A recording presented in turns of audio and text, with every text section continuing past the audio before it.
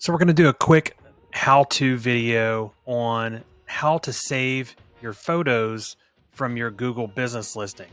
So you've probably uploaded some photos to your Google business listing, and now you no longer have access to the photos, and you need to get those photos so that you can share them with someone, or just so you can have a local copy of those.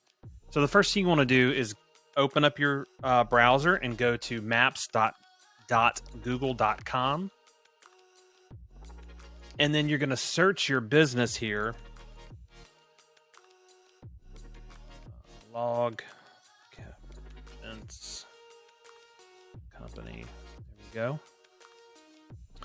When you get to your profile, you're going to scroll down so that you can see all.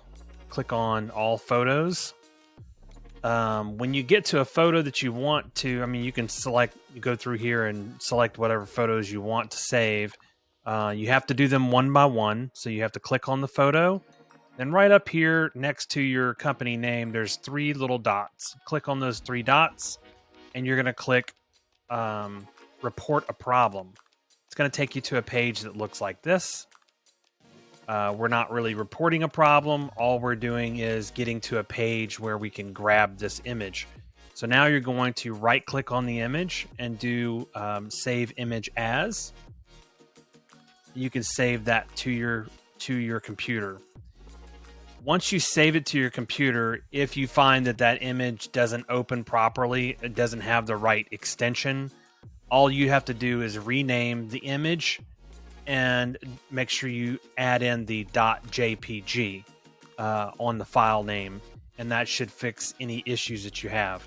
Once you're done with this, you can simply just close this tab and return back to your Google business listing where you can grab the next photo and click on the three dots, report a problem, right click here, save image as.